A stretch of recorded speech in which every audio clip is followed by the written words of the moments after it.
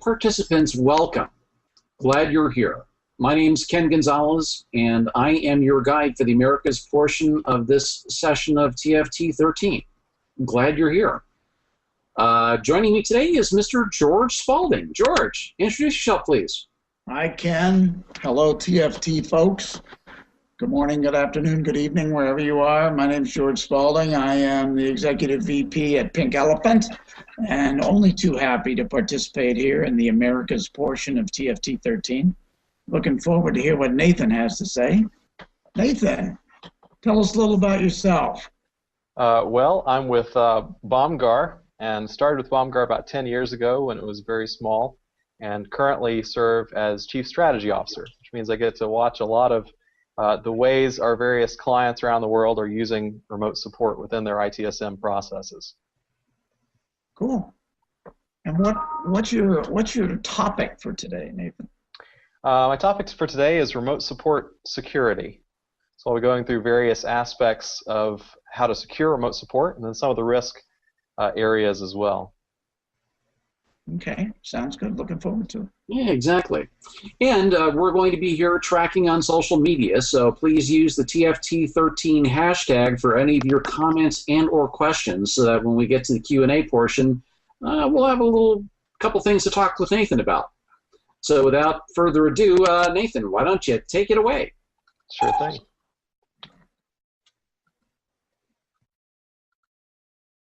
So, as I mentioned, I'm going to be talking through securing remote support. And as sort of a precursor to our discussion, I wanted to point out right off the bat that if you look at our attitude towards risk in general, it's not typically commensurate with the actual risks that we find in the market. And so, for instance, if we're evaluating our animal risk or death from animal risk in particular, a lot of people fear sharks. They don't go in the water, and yet sharks account for about 1 fatality per year. There are very few people who fear Bambi, but they should. There's about 200 deaths, presumably from vehicle deer collisions, that occur each year due to these little guys. And so our attitude towards risk is often way out of proportion with the actual risks that we find out there. And this is true if you look at the ITSM space as well. Around what actually causes data breaches. This is some data from a recent report by the Trustwave organization. And what they found was if you look at physical theft, so it's an area that we normally think of as being a fairly high risk, you leave your iPad in the seat in front of you on the plane, or you drop your smartphone, or you leave your laptop in the car and it gets stolen. Physical theft actually only accounted for about 1% of the breaches in that study. Whereas remote access, something that IT uses every day, has become commonplace, accounted for about 47% of the breaches in the study. So our attitude towards risk is not necessarily an accurate indicator of the actual risks. And so what I'm going to be doing is talking through a little bit of how we use remote access and then how we can secure it better going forward. So to begin with, just to put it in context, there's kind of you always risk oversimplification when you make something appear to be simple. This perhaps treads on that a little bit, but if you look at the IT process as a whole, we do sort of 3 things. On the one hand, we keep things up and running. We maintain infrastructure. We make sure that stuff does not break. However, stuff eventually breaks. And so when it breaks, we, through our service desk processes, ensure that we're able to get it back to a state of equilibrium quickly and in a way that's efficient, with an efficient process. However, there's another step that has to happen within that, which is actually accessing the system that's broken. And so you can have an efficient process, one that takes into account a lot of the different components and perhaps integrates different organizations within your overall organization. And yet it's going to be an inefficient process if you can't actually touch the systems that are having the problem. So the ability to reach out to efficiently, quickly access the systems is an important part of the overall support process. And this eliminates a lot of the strange gesticulations that we find in a lot of processes where you're not able to touch the system, where you're trying to communicate somehow to a user who just doesn't understand, that he's supposed to touch the keyboard in a certain way and get things back online. And it goes through a multi-step process that often is painful and long for both sides of the equation, which is, even that is a little bit better than the typical process of going on site. So remote access is something that we use every day. It's integral to the IT process. It's how we get things done in a more efficient manner. It short circuits a lot of the problems we have in fixing things on the end user system. And yet, on the whole, it's something that's been strained over the last few years by the increase in mobility. And so in a LAN-based architecture, it's fairly simple, and it's all within the firewall, and it may be relatively secure. But once you stress this with the advent of a more mobile infrastructure, where you have not only your main headquarters, your main LAN, but branch offices and client sites and mobile users and salespeople all over the place, and your tech support reps are everywhere too, and you're trying to integrate them all together, connect everything together over an inter-networked environment, you often find that the tools used are just sort of a patchwork quilt of different functionality. The old standby of DNC or RDP connected together with a VPN as a means of accessing the different components of your infrastructure. And so this leads oftentimes to hopelessly inadequate controls, sometimes almost comically so when it comes to remote access. And so if you look at the report from TrustWave, again, they found about 47% of the incidents they studied in 2012 were implicated remote access, remote control in some way or another. And many of the past reports as well. So in 2012, the Verizon Data Breach Investigative Team found that about 88% of the breaches they studied, out of hundreds of data breaches, involved remote access. And if you go into the details, you find a lot of the usual suspects in the older school of point-to-point remote control products, all the stuff that your help desk is probably still using, but you just don't know it. If you go back to 2010, with the TrustWave report, they found about 34%.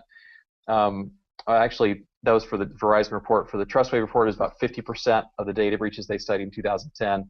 Same story for 2009. Verizon found about 4 out of 10. Same story for 2008. So it's sort of one of those things it's a problem now, and it's been a problem for years. And it's been studied and it's been analyzed in different ways, cut and sliced. But it doesn't seem to be going away. And so the question is sort of, why is that? Why is this a problem we can't seem to lick? And my answer to that, from talking to a whole host of clients around their use of remote control and remote support, is that basically enterprises are like opera houses. And an enterprise here could be any business of sufficient size. Once you've got a couple hundred employees, you start to act like this.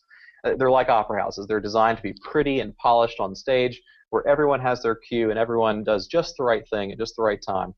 But once you go behind the scenes, once you see how things are actually done, it's sort of like watching how sausage is made. And you find that within larger organizations, you've got a whole host of secret passageways, of little pet remote access tools that are used to get to different parts of your infrastructure. And often it's done so in a way that's invisible to not only the user, but to half the IT department as well, and certainly to the administrative components of the IT department. And so these secret passageways lead to potential backdoors for hackers.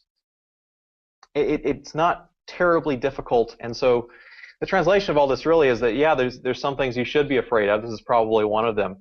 The way an attacker would typically do this is they would scan a range of IP addresses. They would listen, or they would look for certain port numbers that were listening for connections. And those port numbers are typically going to correspond with common remote access tools. And so if you look at the VNCs of the world, the RDPs of the world, they typically are going to correspond to a port number. If that port number is listening on the IP addresses that are scanned, the attacker can assume that goes somewhere pretty interesting. And so from there, it's just a matter of figuring out how to crack the password and then use that remote access tool first to infiltrate and then to exfiltrate data. So it's not terribly complicated. It's fairly common. And this is one of those things, too. It's easy to look at this and point to your neighbor. It's like, well, I wish Jim could hear this because he's probably got problems.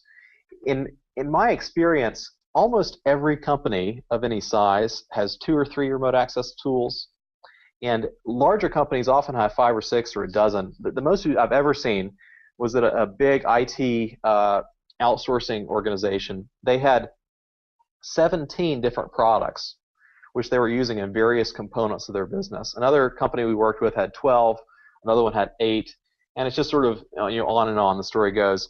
And oftentimes these products are used in an almost comical way. One company we talked to, it was a huge multi-billion-dollar financial services organization, and they were supporting thousands of systems with this point-to-point product, and they had one standard password, one password that all of IT used to access those thousands of systems. And so you're almost embarrassed for them in a way, and you'll start asking the questions like, well, okay, well, if I work for the IT department, would I have that password? Well, yes. And so I'd be able to access those 2,000 systems. Well, yes, that's correct. So what if I got fired from the IT department? Would the password change? Well, no. And so basically all you have to do is you have to be a member of the IT department for a period of time until you get fired, and then later you can use that information to hack in later on.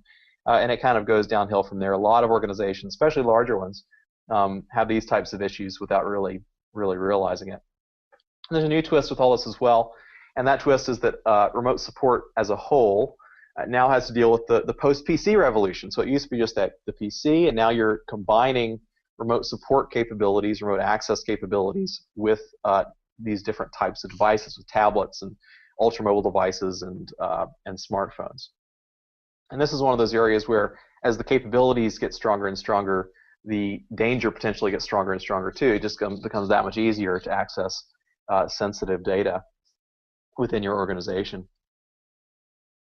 And so what I want to use the rest of our time for, and I probably will have a relatively brief presentation today. I've never been accused of having a too short presentation. I have in the past been accused of having a long presentation, so I try to keep these things fairly short if I can.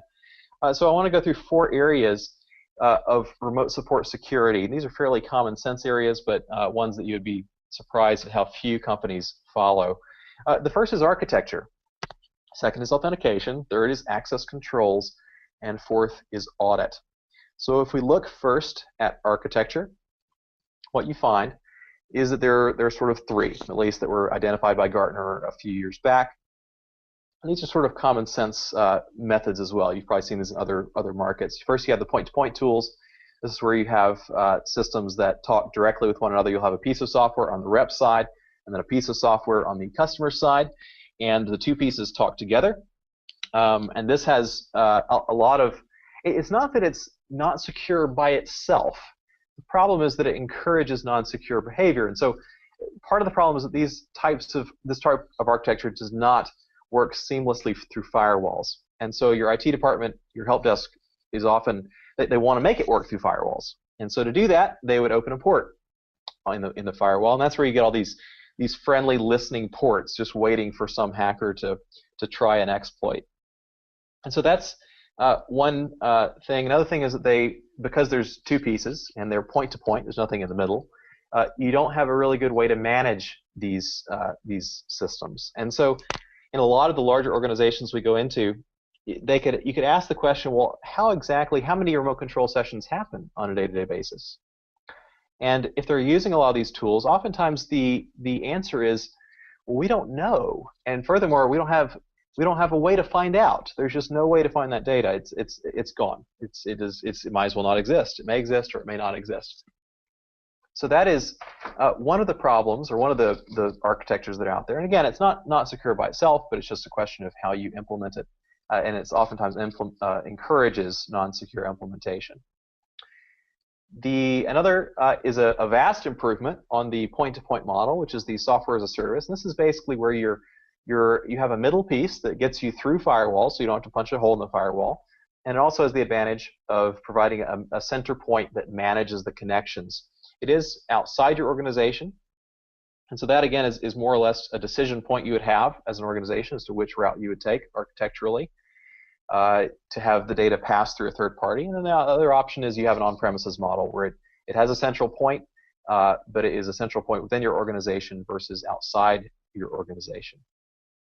So that's the first, is architecture. And the main point there is, again, you can make any one of those 3 architectures secure. the question really is, what are the implications of the architecture? And each architecture has its own upsides and downsides from a security standpoint, along with other areas within that mix. So the second point is authentication. This is so you've secured an architecture. You've paid attention to, let's say, the cryptographic architecture of the solution to make sure that it's secure in that respect. You've looked at where your data is residing. You looked at where it's being routed. You've looked at how it's managed, etc. And now you're looking at how the reps get in, how they authenticate to the system. And with this, the recommendation that we would have here is authenticate the way you authenticate your other solutions. And a lot of the remote access tools out there have a native or a local way to create authentication, where you're authenticating not to your existing Active Directory or let's say an RSA or Radius server or through Kerberos, but you're authenticating just locally to the system.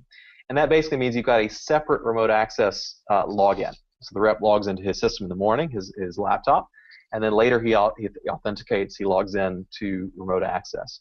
The problem there is obviously that if you have any turnover or if there are any changes in the privileges that the rep has, those are not necessarily reflected in the remote access tool.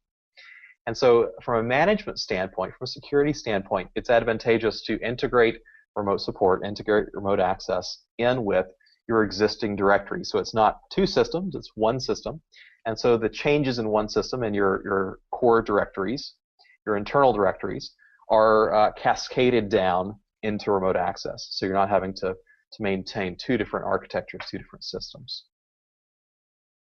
So we've secured, or we've chosen a secure architecture and done what we can to ensure that that's not exposing us unnecessarily. Then we've authenticated the reps to allow them into the architecture. And this is where a lot of the implementations we see in the market really break down. Because oftentimes we think about remote access as you have access to the system or you don't. And so it's sort of binary, and you choose how you want to do things, whether you want to have all access or no access. And you pull the big red lever, and your rep has the ability from there to do whatever on the system that he needs to, that he would like to. And this is really the wrong approach to the matter, because there's various ways that you should take remote access and slice it up, because remote access is not something that has to be administered in an all or nothing fashion. You can do this through group policies. You can do this through system level permissions. So for instance, once you get access to a system, it doesn't have to be full access. You can break it up by whether or not they have remote control, or perhaps view-only access to the system, whether or not they have access to the system, whether anyone is there on the system or not, or whether someone has to be present on the end system before they have access, whether they have access to the command line or not, whether they have ability to file transfer or not, which direction they have the ability to file transfer, whether or not they can use scripts on the end system. So you can break things up along a number of levels that limit your liability. And then session level permissions would be things like, can they elevate their access to a different level of privileges on the system? So maybe they log in with user level privileges, and then can they escalate those privileges to domain level privileges, administrative privileges once they get access to the system? Can they collaborate with other reps? Can you bring in other reps? Can you be brought into the system? What team are you a member of? Those types of things, more organizational level permissions. And just to sort of put this in shorthand, I like to think of this as sort of the no Maserati rule, which is if you've got a 16-year-old daughter and you do not want her to drive above 55 miles an hour, then don't buy her the Maserati. If you've got a help desk rep, a service desk rep, and you only want to access 10 different systems, or maybe only access systems to a certain level, then don't give them full privileges. Any level of privilege beyond what is absolutely necessary for the rep to do his job is just a liability to the company. It doesn't really help anyone. It just puts the rep in a position where he's able to, you've given enough rope to hang himself. He's given more privileges than he really needs to do his job. Another way to think about this is role-based access. So it's the level of access, whether he has full privileges, sort of godlike domain level privileges, or whether he needs more specified limited level of privilege on the system or within the organization, and then what exactly his role is. So it may not be the level of privilege, maybe the kind of privilege that he needs. So for the service desk, they may need different privileges than for the desktop support team, which may be different privileges than for the vendor access team, which may be different privileges than for systems administrators or something like that. And you want to look at the various roles, and that should determine the level or the type of privileges that you administer. So it doesn't have to be all or nothing. In other words, you can break it up granularly along a spectrum that allows you to keep from pulling the big red lever and pull smaller, yellow levers along the way. And this limits your liability. You also can look at this from the standpoint of other controls outside of just the support group. So the customers, the end users that you're accessing, may be an important filter of what types of controls or what types of privileges should be given to the rep. And so you can make it, for instance, where the customer has to initiate the session, where the customer controls whether or not something's full control or view only, where they perhaps define what applications the rep can view or cannot view, whether the rep can control the mouse or not, whether the session keeps on going or whether the user stops it. And so sometimes the user can provide a good safeguard for your level of privilege. Also your vendors as well. So if you want to control your internal reps, then you probably also want to control your external reps. So if someone is not a card-carrying member of your organization, it behooves you to look at their privilege level and administer their privileges granularly as well. So it could be that you have some vendors that are accessing core systems that need access 24/7, and they need persistent access versus more of a chaperoned type of access, and you would want to administer those privileges in a way that's very keyed in to the specific requirements that they have. Other vendors may just be sort of an ad hoc model where you let them in for 15 minutes, you have them do their job, and then you push them out. And you want to audit them as well, just like you would your internal representatives. And that brings us to our last point, which is audit. So we've come a long way. We've looked at how to do a secure architecture, or your options for looking at architecture, ensuring that it's centralized, ensuring that it's not unnecessarily exposing your organization to an outside hacker. You've looked at how to authenticate the reps, how to get them into that architecture, how once they're into the architecture, you want to make sure that they're following all the right rules. They don't have all or nothing access. They have specified access. And so you've done a lot of things to control remote access to ensure that bad things don't happen. However, if there is authorized access, there can still be unauthorized behavior. So you may have a good actor who is performing poorly, or you may have someone who somehow has gotten past the safeguards you put in place, and so he's doing something he shouldn't with an authorized connection. And so the fourth step has to be audit, has to be periodically looking at what's happening within your remote access activity and ensuring that that's not being used inappropriately.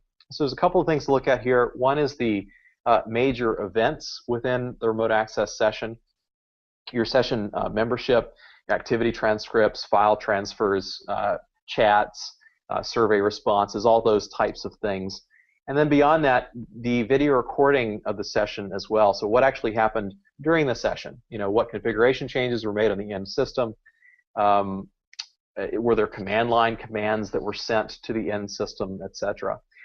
And then lastly, if you look at what the admin did, so you want to log not just what the rep did in controlling the system, but what the admin did in changing the system itself. So you don't want a situation where the admin goes in and opens up a few privileges for his own account and then uses that account in a miscreant way. You want to be able to sort of pull his activity as well, and so syslog becomes important in this also. And then integration with your other systems is also vitally important.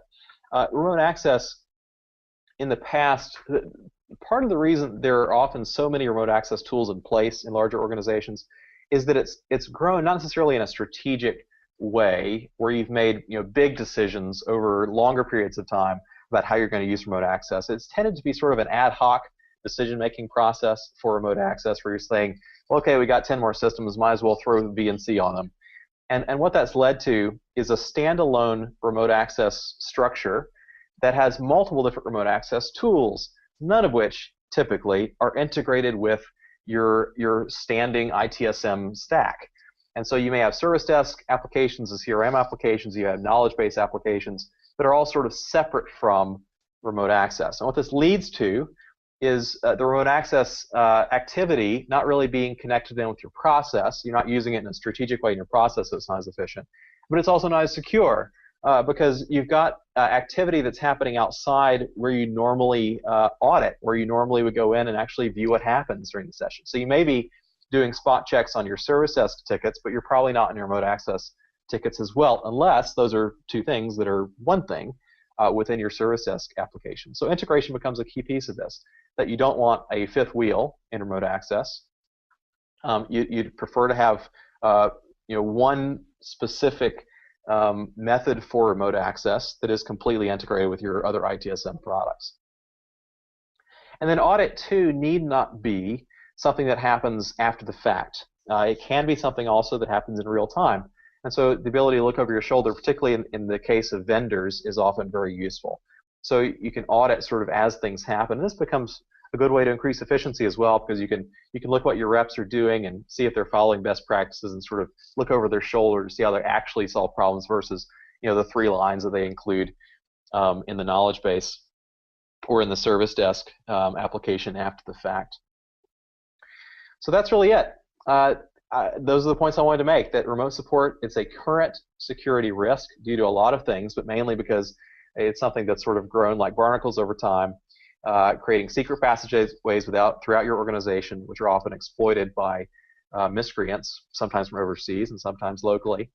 That remote support is extending to mobile platforms and in mobile environments, and that's causing additional problems from a security standpoint. And these 4 points, we believe that looking at your architecture, looking for how to secure your architecture, look for centralized architecture, how to properly authenticate your reps using internal directories versus local authentication, looking for how to control your access privileges to just what the rep needs and no more, no less, no different than what they need, and then how to completely audit what happens in remote support. This goes a long way towards closing down the back doors that can lead to remote support. We often don't realize what happens within ITSM, the ITSM process, can leave your organization open. And it's something that is often relatively simple to secure if you're willing to go through a few steps. And so this would be the 4 steps that I would recommend. And so with that, I will go back to the discussion. Okay. 30 minutes. Does that set a record? Well, you're, from what I can tell, the fastest one of the day. At least so far. You'll have to send me a mug or something. Can you hear me, Ken? Yes. I don't know why my camera's not on, but it doesn't appear to be, but anyway. We can see you as well, so. Can? Yeah. Well, great. Well, hopefully I look better to you than I do to me, because I look like a little silhouette on my screen. Anyway, so I have a question for Nathan. So Nathan, am I correct in assuming that really, for the most part, most organizations using remote support are insecure? I think that's a fair assessment. It's been a fairly consistent thing that we found over the years. And again, it's not necessarily, you hesitate to throw this around, but it's not necessarily their fault.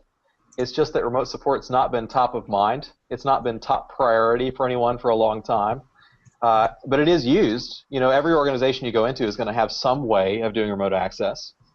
And so if you've got absolutely some way of doing remote access, but you've not really thought about it at a strategic level for a long time, it just kind of is a natural progression for you to have 5 or 6 different tools, none of which really controls every part of your infrastructure, none of which is really properly audited, none of which is really secured, but all of which are potentially opening up your organization to data breaches. But doesn't IT security, isn't this like an official hole into your organization for data? Well, official, that's a strong word. Well, I mean, they did buy the tool, right? I mean, they bought some tool somewhere, and No, well, here's the thing. Here's the thing. If you're in IT security, or you're in your IT in general, and let's say you're on the service desk, you are really concerned about securing everyone else. okay, But you're not the problem. right? And so if remote access is the problem, that is, it may be a problem like if a user is using a non-secure VPN. Okay? But it's hard to recognize the problem if it's the products that you use. And so, you know, you're using VNC and you need VNC to get access to that server, and it'd be such a pain to not have access. Right. And it's not really all that non-secure. And you're part of IT, so you should know this.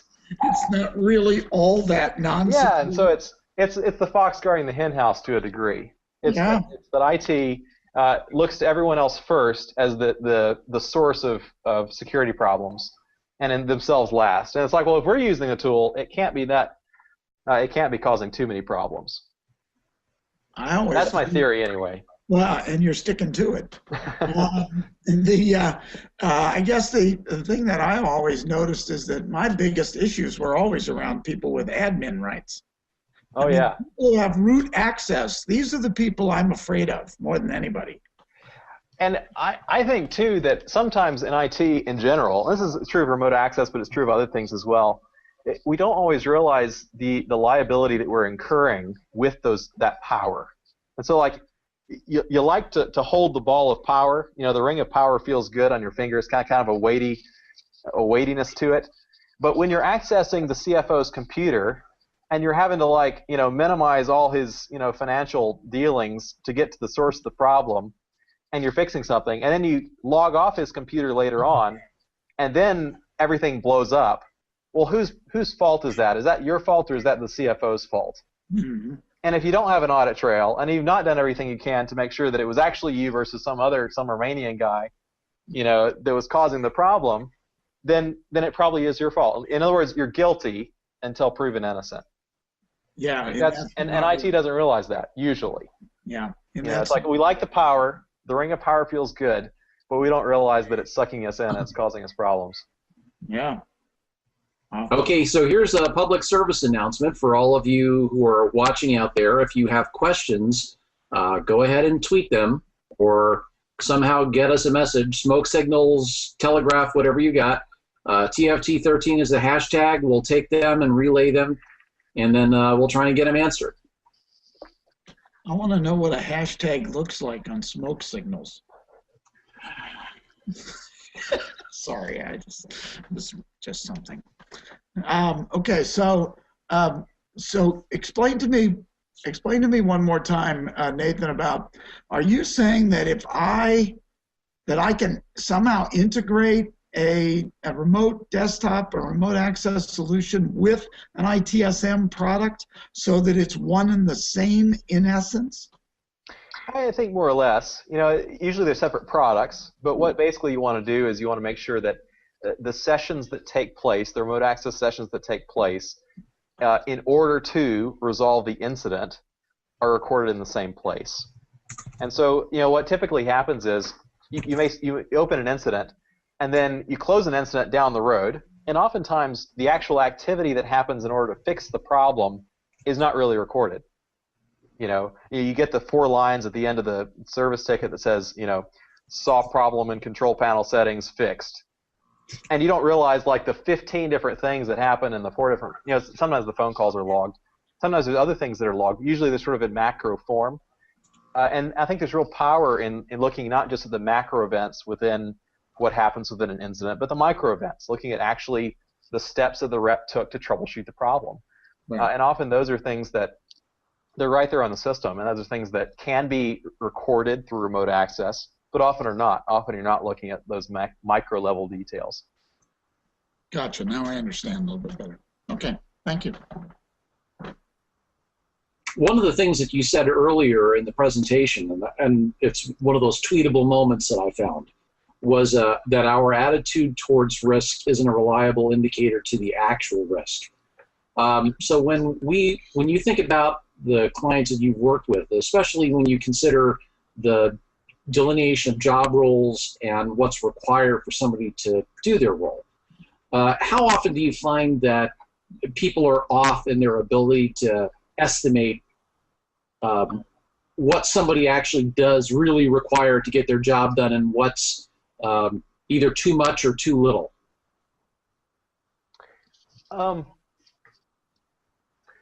You know, there's nearly always a bias towards too much, towards giving more privileges than is required. Because again, it's sort of like we're in IT, and since we're not the problem, it's really best for us to have all privileges just in case we need them. Again, without realizing that that may get us in trouble over time. And so there's very rarely a real perception of the kind of risks that this presents. And so, for instance, if you look at the data, if you look at the last few reports, from TrustWave and from Verizon, you could make a case that remote access as a whole causes more data breaches than any other vector out there. And it's always between 20% and 90% of data breaches that have been studied for the last number of years have involved remote access at some level. It may start from a phishing email and then it evolves to remote access. And so if you could squash that, if you could address that, you go a long way towards doing that.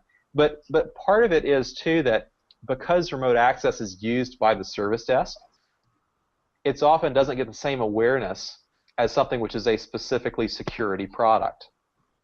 And so, for instance, you may have an intrusion detection system which is of no good to anyone except the security group, which is why they're so interested in it, because it's their product, because they get to buy it. They get to look for it, they get to use it, they get to buy it. Whereas products that are used by other organizations, such as the service desk, even if they have profound security implications, often don't get the same level of scrutiny by the security group. That's not always the case, of course, and if it becomes sort of an obvious problem, if they actually had a data breach that was resulted from remote access, then they get into a different frame of mind. Or if they've got we've had a number of companies where they've had some sort of, sometimes a security breach, but sometimes also a compliance finding. Their auditor came in and told them they couldn't do remote access as they were doing it currently, and so that sometimes causes problems. But oftentimes it takes a long while before the security group realizes that it's actually their problem and not the help desk's problem.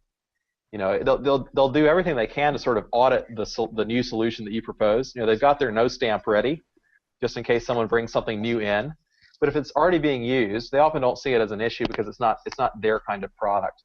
That's probably true of other products outside of the security space as well. It really has to be causing major problems before they're willing to jump in and make it their own issue. Yeah, good point. And I'm also curious about, given that we had talked about, and Simone Jo Moore made the comment, she caught on to one of your things she said about authentication, simply asking, are you who you really are saying you are? From a remote access perspective, I noticed that thematically over the course of TFT, one of the things that has come out has been a lot of discussion about biometrics, connected selves, and like that. Are you noticing an uptick in inquiries from people in terms of being able to help use biometric type data to help do some of that identity management with regards to remote access? Some. It hasn't been like a flood yet. We've had sort of isolated inquiries around biometrics and other forms of authentication. Usually, though, it's usually the standard methods, though, that are used, I guess, in our experience. So, obviously, Baumgar is in the business of remote access products and solutions. Yep. So, do you find yourself getting into what we're talking about now? In other words, in order to sell your product, you become a security consultant?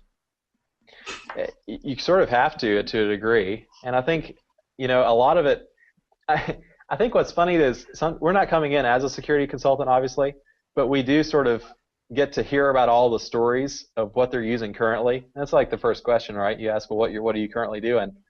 And that's where you get all the juicy tidbits about the products they've been using for 10 years that have a shared password, or maybe that they're authenticating with like, oh yes, we use LDAP.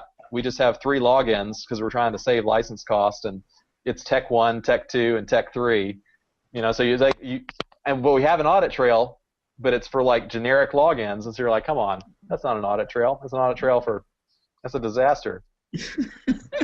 So yeah, to a degree, I guess. Well, I would imagine that, part of the conversation is not really about your product or service. It's more about how can we secure our remote desktop solution, that kind of conversation. Yeah, because I think, and we have to be careful about this as well. You could use our product in a non-secure way as well, and you could use the older products in a way that's secure. It's not a matter of just getting all the product details right. The way I like to put it is, look, you can drive a tank off a cliff, and it's no longer going to keep you safe. So like you can have a safe car that you drive into a building, and it's not going to keep you. It's not safe. It's not a safe car. However, you want to look at security from the standpoint of, is it easy to make it secure? Because if it's easier to make it secure than not secure, then it's more likely to actually be used in a secure fashion. If it's easier to make it not secure than secure, then that's the way people are going to use it. That's the way people always use stuff. And so a lot of, and really this is about as good as we can do. The only thing a product can do is make it easier to use something in a secure fashion than a non-secure fashion. Or in other contexts, use it easier to use in an efficient manner versus a non-efficient manner. That's the role of a product. And we can't do a whole lot more or a whole lot less than that.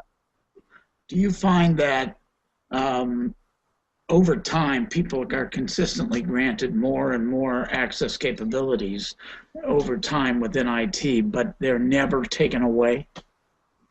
I think that there is that sort of natural process of accretion. Again, it's sort of like salary. It's like you can give someone a raise, but as soon as you start cutting pay, well, that's a different conversation entirely. And once you grant access, you're probably not going to get it back. It's hard to claw back the access once you've doled it out. So yeah, I think that is a natural progression that you see within most IT groups. Yeah, I see it too. Okay, great, thanks. And that's why, I'm sorry. No, please, go ahead. I was just going to mention, I think that's why it's important to a degree to make the doling out of permissions an automated process. So if you can sort of blame Active Directory for the privileges that someone has or doesn't have, then it kind of takes the heat off you to a degree, where you say, look, I didn't do it. It was just that your particular profile within Active Directory was doling out these particular privileges, and when you changed roles or when you logged in this morning, we made this global decision, and so it automatically gave you these privileges. So we're not nothing personal. It was Active Directory. You can kind of point the finger a little bit and make it more of an automated process. Do you mean that users don't know that Active Directory is configured by people? Well, I mean, they do, but at least you have one layer of blame, right? That's plausible deniability, I think they call it. Okay, I get it. Okay, so Nathan, anything to wrap up your experience of presenting? Anything you want to say? I think I've probably had the chances I needed to. I've appreciated the opportunity. It's been fun. Well, I can say that we've certainly enjoyed having you. I thought you did a great job, and I love the opportunity to have interacted. And George, anything for you to wrap it up? I thought Nathan did a great job with a tough topic. I mean, really, you didn't get I was getting nervous about the first 30 seconds, like, oh my God, I'm going to be really, really freaked out and geeked out. But I wasn't. It was great. It was quite interesting. Thank you very much. Thank you, guys. Awesome. Well, for those of you that are viewing, thanks for joining us. Again, if you have any questions and want to continue the engagement, please do. TFT13 is the hashtag, and feel free to interact with our presenter directly. Look forward to seeing you all online. Have a great day, and we'll look forward to seeing you at our next session. Take care. Bye for now. Bye now. Introducing MyIT from BMC Software. One quick download, and the way your users think about IT changes forever. Let's say they need a networked printer, or a Wi-Fi connection, or even a map of an office they're visiting. MyIT already knows where they are, and shows them a list of available resources and services pre-configured for their devices. Or maybe your user needs help with something more complex. With MyIT, they can do most things themselves. But if they can't, they can simply schedule an appointment with a technician who can. In short, My IT is built to make your IT organization more modern and your users infinitely happier, dramatically changing the perception of your services.